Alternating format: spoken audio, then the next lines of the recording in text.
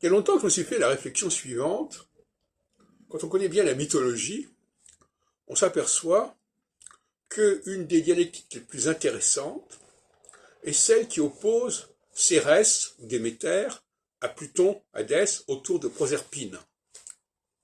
Puisque Proserpine a épousé Pluton, enfin, en tout cas on l'a fait épouser Pluton, et après elle s'est repentie, etc. Enfin, ça crée des litiges avec la belle-mère, si on peut dire, avec Cérès. Et j'ai toujours regretté que dans le système astrologique antique, on ne retrouve pas cette dialectique entre Hadès et Déméter, entre Pluton et Cérès. Et qu'on trouve des choses qui apparemment sont moins intéressantes. Donc on s'aperçoit que, contrairement à ce qu'on peut croire, que la mythologie n'a pas fécondé de manière heureuse l'astronomie. Puisque l'astronomie n'a pas su emprunter à la mythologie les dialectiques les plus significatives, les plus percutantes.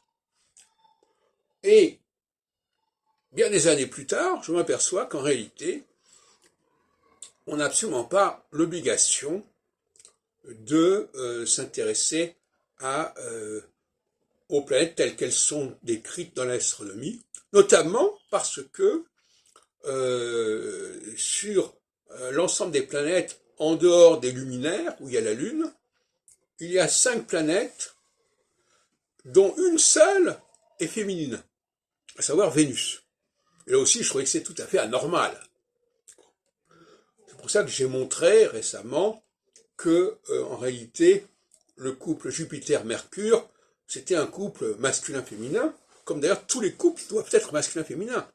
Le couple Mars-Vénus est masculin-féminin, le couple Lune-Soleil est masculin-féminin, donc Jupiter-Mercure devrait être aussi masculin-féminin. Et donc il y a une anomalie.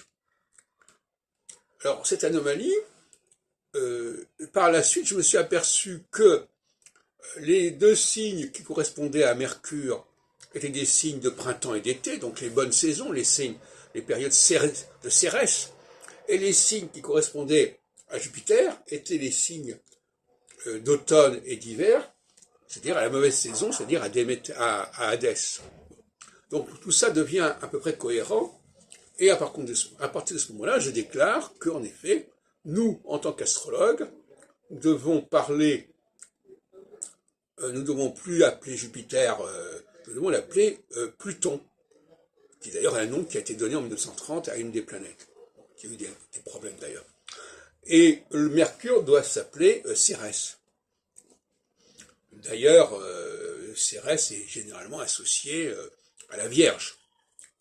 Et là aussi, on trouve d'ailleurs une dialectique intéressante, puisque dans le christianisme, on a d'un côté la Vierge, correspondant à Mercure, quelque part ici, c'est-à-dire à Cérès, et de l'autre côté, on a les poissons, qui, comme on sait, sont le signe du christianisme. Ichthus, ça veut dire Jésus-Christ, sauveur, fils de Dieu. Donc on a cette dialectique Vierge-Poisson également dans le christianisme.